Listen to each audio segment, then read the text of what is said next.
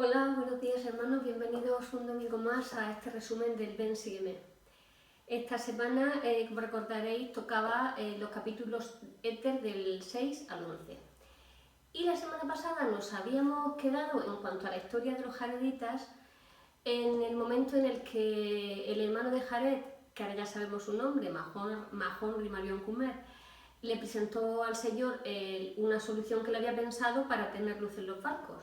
Le presentó sus piedras, 16 piedras, el Señor las tocó con su dedo y esas piedras dieron luz. Y ahora vamos a continuar con esa historia. Después de que el Señor tocase las piedras con su dedo y las piedras dieran luz, el hermano de Jared se fue a los barcos y colocó en cada barco 2 piedras, una al principio y otra al final de ella, para que no tuvieran que atravesar las aguas en la oscuridad. Esta semana lo que vamos a hacer es un paralelismo entre lo que les va pasando a los jareditas y lo que nos puede pasar a nosotros en nuestra vida, porque su travesía por el mar la vamos a comparar con nuestra travesía por la vida terrenal, es decir, con nuestra propia vida, ¿vale? Pues en este caso, en el que ya hemos comentado que el hermano de Jared colocó las piedras en los barcos para que dieran luz y no andaron esa travesía en la oscuridad. Esa travesía, como acabamos de decir, es nuestra propia travesía por la vida terrenal. Pero ¿qué es lo que nos da a nosotros la luz para que no hagamos esa travesía en la oscuridad? Pues el paralelismo que yo he hallado en esto es que la luz que nosotros tenemos, la luz que nos guía, es la luz del Evangelio. El Evangelio es lo que hace que, por muy oscuras que estén las cosas y por mucha tormenta que haya, Él siempre nos ilumina espiritualmente y hace siempre que avancemos en la dirección correcta. También nos ilumina, además de la luz del Evangelio, las Escrituras nos iluminan también las palabras de los profetas, nos iluminan también las palabras de nuestros líderes. Y en el Nuevo Testamento dice Jesucristo que nosotros somos la luz, vosotros sois la luz del mundo, con lo cual hay otras personas cercanas a nosotros que pueden también ser en algún momento una luz para alumbrarnos en la travesía de nuestra vida. La meta de los jareditas era llegar a la tierra prometida y nuestra meta es llegar a la vida eterna en nuestra travesía también. Después de que Jared, el hermano de Jared, colocó las piedras en los barcos, pues el Señor, si os recordáis, les había indicado también que debían de meter en esos barcos alimentos tanto para ellos como para los animales, para que así pudieran subsistir en esa travesía tan larga. Entonces, una vez que hubieron hecho también meter todos los alimentos en los barcos, pues ya se lanzaron, se metieron en los barcos y se empezó su travesía. Después de comparar la luz de las piedras con la luz del Evangelio, pues ahora también podríamos comparar los alimentos que ellos metieron en el barco para subsistir en esa travesía. Pues sería bueno que meditáramos y pensáramos qué alimentos son los que nosotros necesitamos para subsistir en la nuestra, que básicamente son las mismas cosas que nos dan la luz, son nuestro alimento espiritual. Nuestro alimento espiritual son las Escrituras, nuestro alimento espiritual es la oración, nuestro alimento espiritual es obedecer las palabras de los profetas, que como hemos visto en muchas clases, nosotros lo hemos llamado nuestra medicación para nuestro espíritu. Entonces nuestra medicación es nuestro alimento, que es todo esto que acabamos de mencionar. El pueblo jaredita dice que cuando se metieron en los barcos y se fueron para su travesía, se encomendaron en las manos del Señor. Encomendarse en las manos del Señor es confiar en que Él nos va a cuidar y en que Él nos va a proteger. Es como decir, Señor, estoy en tus manos, voy por este mar furioso, con luz pero sin saber lo que pasa afuera, sujeto a tormentas, a miedo. En tus manos estamos, Señor, nos encomendamos a ti. Eso es lo que ellos hicieron, encomendarse al Señor. De igual manera, nosotros también en nuestra travesía hacia la vida eterna también tenemos que encomendarnos al Señor, estar en sus manos, que como vimos la semana pasada, son las mejores manos. Y si realmente nos encomendamos en sus manos es porque estamos dispuestos a hacer aquellas cosas que Él quiere que nosotros hagamos, porque son las que nos van a dar la felicidad. A continuación, dicen las Escrituras que el Señor hizo que soplara un viento furioso sobre la superficie de las aguas hacia la tierra prometida, y así fueron echados de un lado a otro por el viento sobre las olas del mar. O sea que aunque el Señor hizo que soplara un viento furioso, ese viento de todas formas los estaba dirigiendo en la dirección correcta, soplaba hacia la tierra prometida, pero era un viento furioso. Y eso, el paralelismo lo podemos encontrar en las pruebas que nosotros pasamos en la vida. Las pruebas son como algo que nos agita, como algo que nos atemoriza, pero muchas veces son la voluntad del Señor. Entonces es furioso, pero nos va dirigiendo también a nuestra meta, que es la vida eterna, esa es nuestra tierra prometida. Entonces, ese viento furioso asemejan a las pruebas que pasamos en la vida. Pero todos sabemos que las pruebas nos ayudan a crecer. Las pruebas nos hacen más fuertes, nos hacen más espirituales y nos pulen para que nuestra alma sea más brillante. José Smith, recordad que pasó todas las tribulaciones que existen, Jesucristo hasta la muerte, pero recordad las palabras de José Smith cuando estaba en la cárcel de Carthage, no sé si lo he pronunciado bien, que decía: ¿hasta cuándo, Señor? ¿Hasta cuándo vas a apartar tu ojo de mí?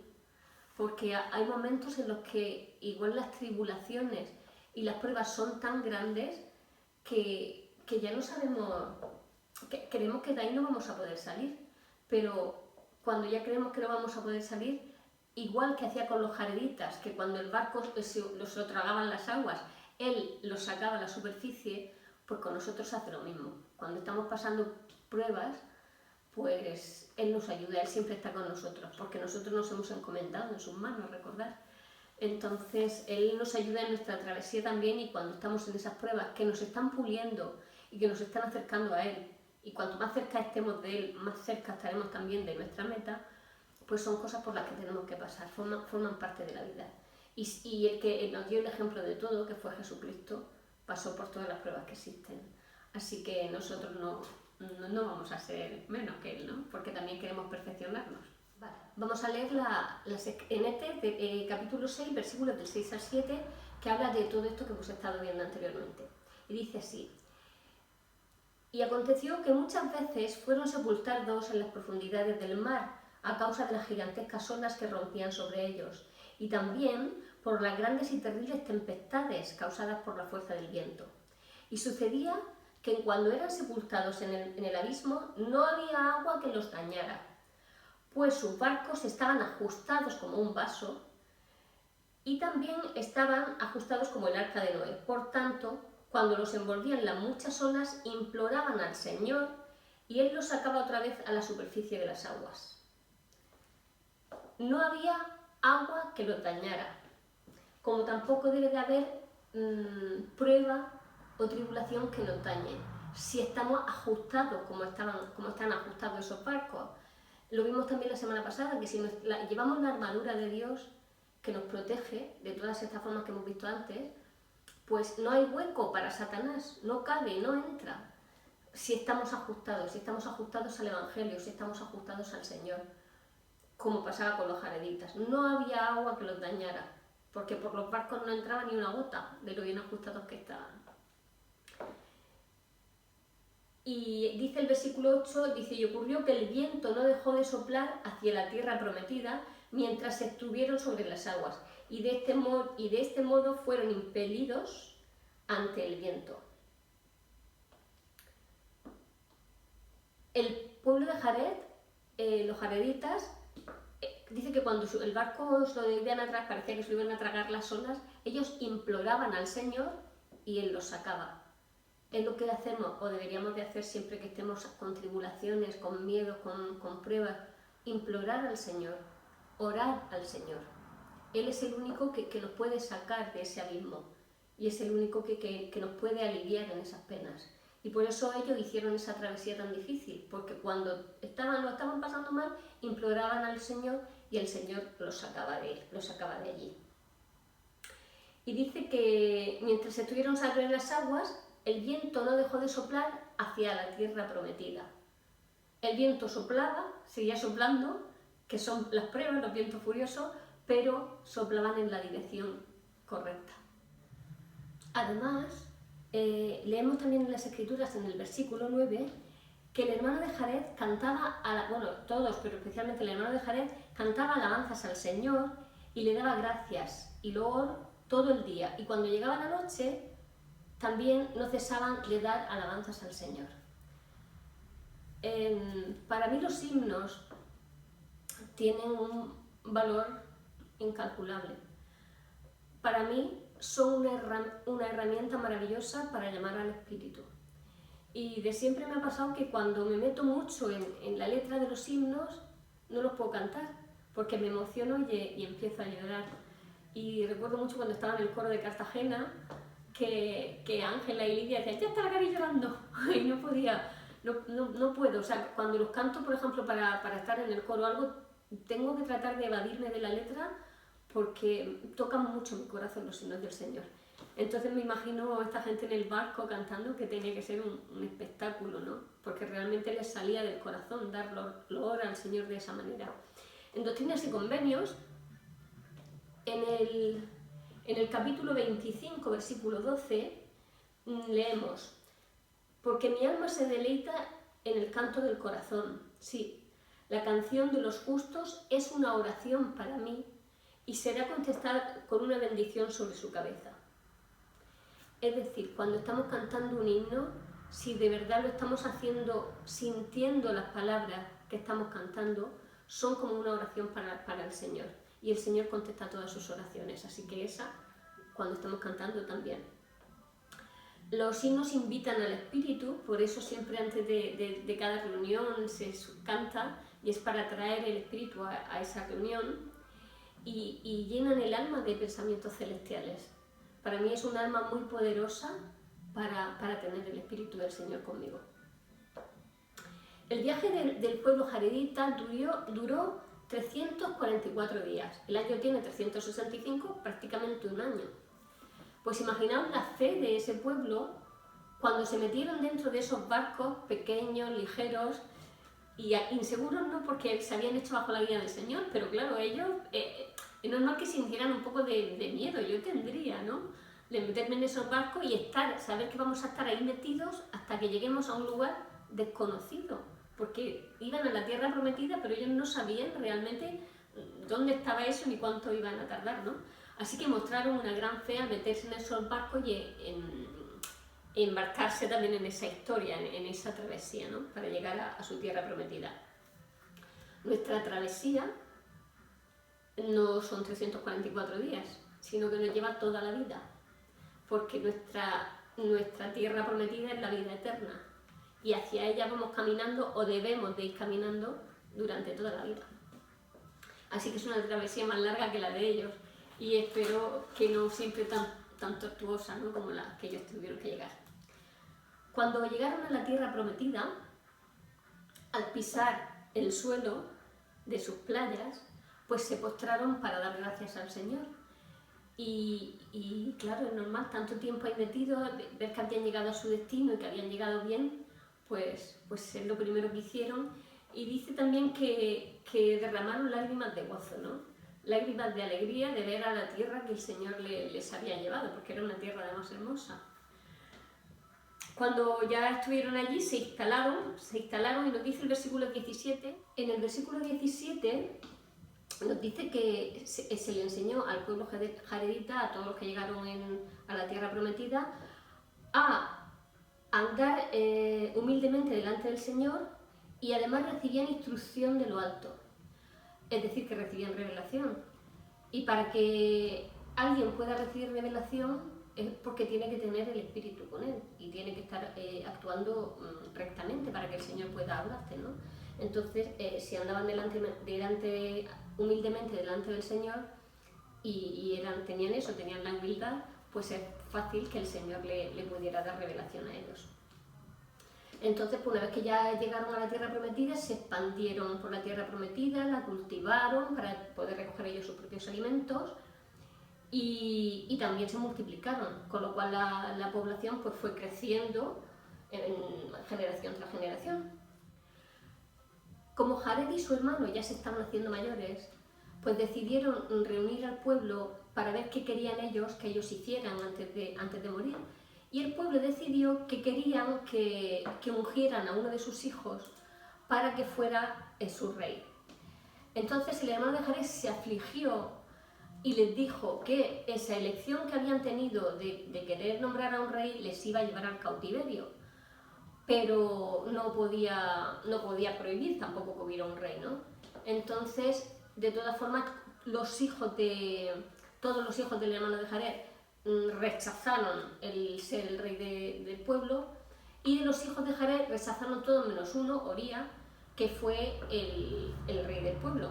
En este caso, Oría fue un rey justo y anduvo en rectitud todo el tiempo en el que fue rey.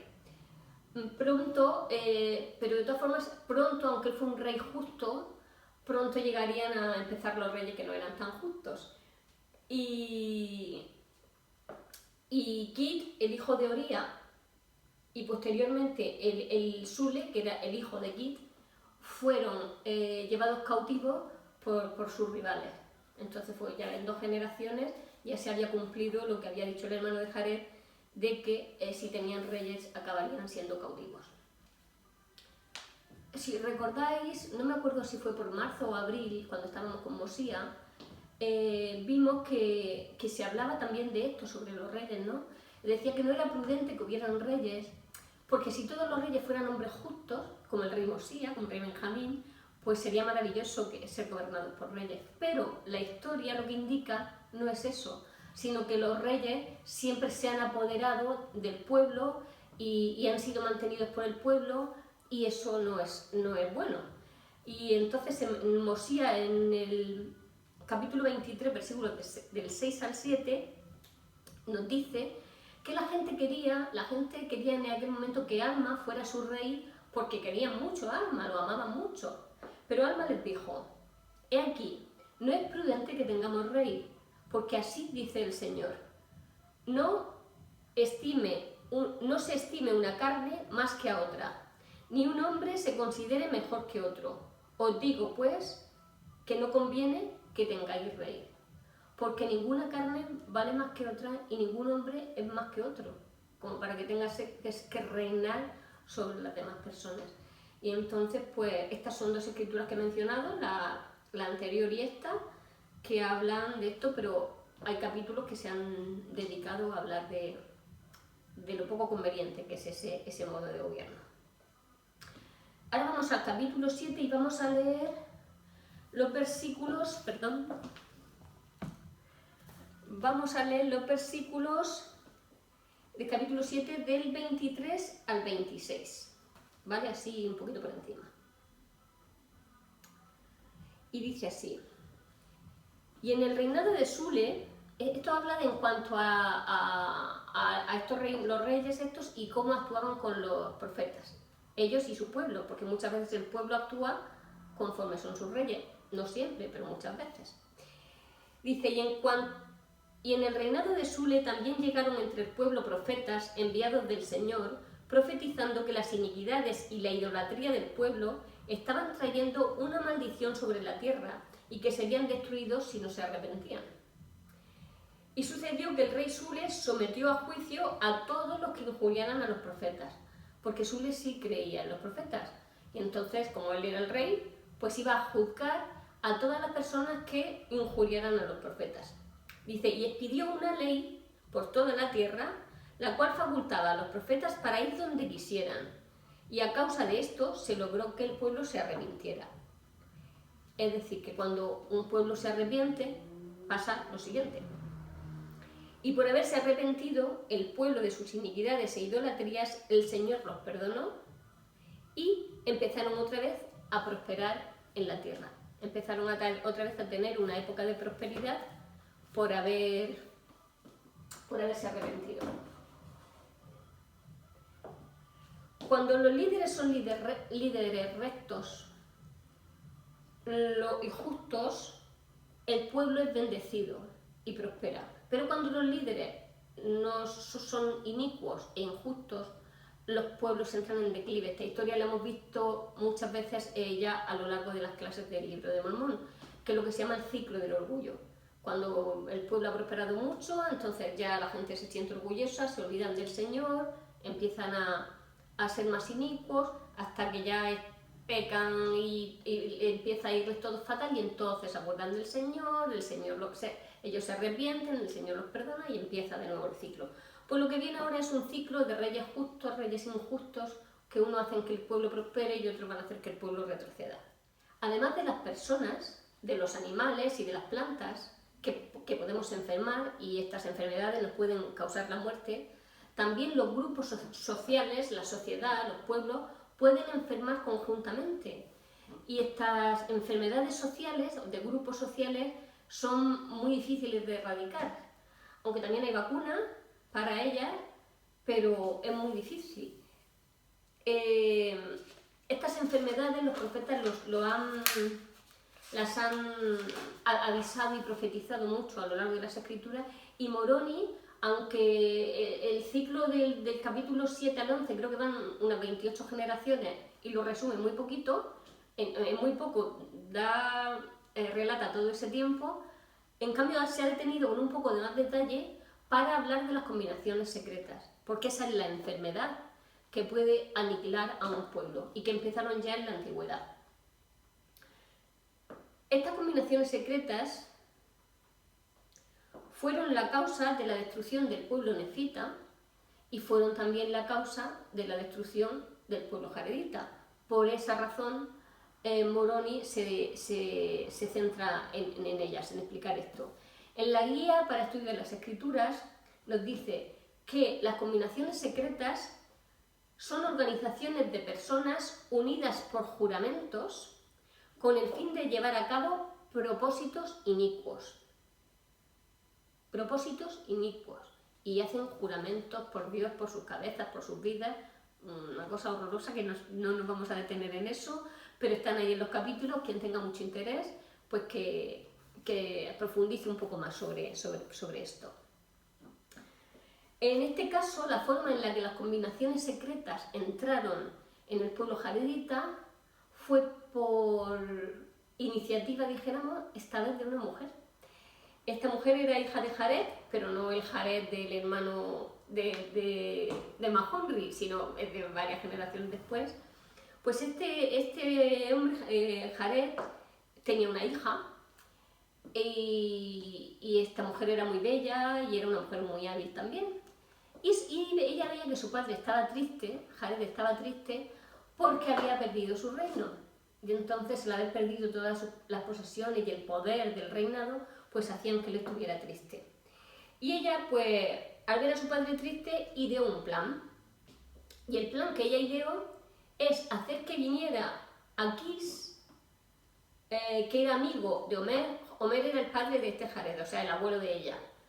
Entonces, como lo que querían era el reino que tenía Omer, pues dijeron que viniera Aquís, que era amigo de Omer, y ella sabía que si ella bailaba delante de él, como ella era tan bella y tan guapa, pues sabía que Aquís la iba a desear como esposa.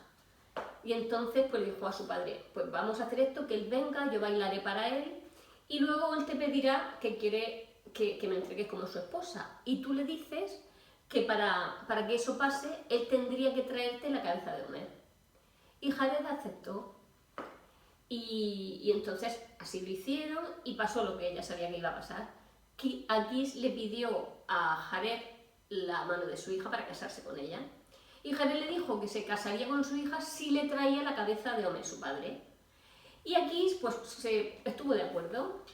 Y la gente que estaba alrededor de él, a la que él sobre la que él tenía, digamos, cierto dominio, pues hicieron juramentos de que eso no se diría, que lo mantendrían en secreto, lo que iba a pasar, que iban a entregar la cabeza de Omer. Entonces, pues así pasó, o así iba a pasar, pero el plan no funcionó del todo bien, porque el Señor avisó en un sueño a Homer que saliera de la tierra. Entonces no pudieron matarle.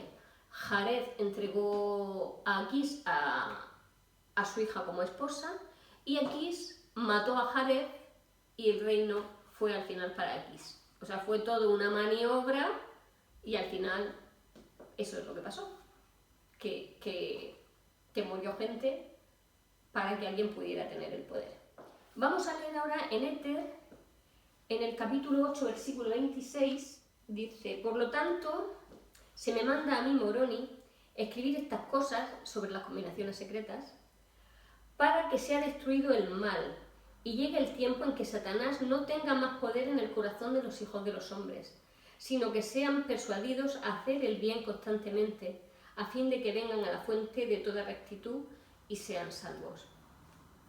La razón por la que le dedicó, teniendo tan poco espacio en las planchas, tanto tiempo en hablar de estas cosas, repito, dice Moroni, que es para que sea destruido el mal y llegue el tiempo en que Satanás no tenga poder en el corazón de los hijos de los hombres.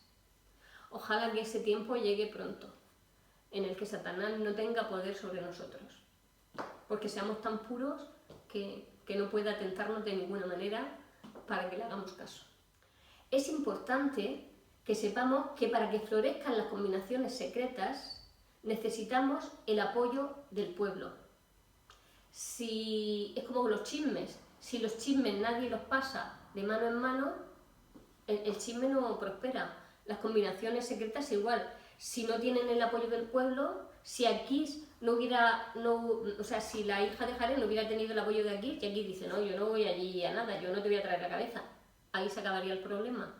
Entonces, no participemos en esas cosas, seamos donde se corta la cadena. Y recordad que la conclusión que yo he sacado de esta clase es que nosotros estamos haciendo una travesía similar a la de los jareditas, pero nosotros somos el barco y la travesía la estamos haciendo por nuestra vida, en la vida, donde está la travesía y donde vamos a tener las pruebas. Si nosotros nos acercamos al Señor, va a depender mucho nuestra relación con Él de cómo sea nuestra travesía. Si nos acercamos a Él en oración cuando tenemos dificultades o cuando estamos agradecidos, en cualquier momento, si nuestra relación con el Señor es estrecha, si somos obedientes, nuestra travesía hacia la vida eterna será una travesía fácil y una travesía en la que seremos felices además de las pruebas. Y también recordar que las pruebas son inherentes a la vida y que la adversidad nos puede fortalecer. Igual que el pollito lo pasa fatal el pobre para romper el cascarón y salir, toda esa dificultad, todo ese dolor, todo ese esfuerzo que tiene que hacer es lo que le fortalece el pico y es lo que le fortalece todo su cuerpo. Entonces recordar que la adversidad nos hace fuertes y esa fortaleza nos la da el Señor. Y yo dejo estas cosas diciéndoos que sé que Cristo vive, sé que Él es nuestro Salvador y sé que nos protege y que cuanto más cerca estemos de Él y cuanto más oremos, más fuertes estaremos. Luego, después de la clase, os daré un vídeo junto con una canción preciosa que habla sobre la oración. No sé si la habéis escuchado, yo nunca, y os la mandaré adjunta. Después de la clase de la escuela dominical, otro vídeo. Os amo muchísimo y tengo muchas ganas de veros y nada, sed agradecidos, como nos dijo el profeta, porque tenemos muchas cosas por las que estar agradecidos. En el nombre de Jesucristo, amén.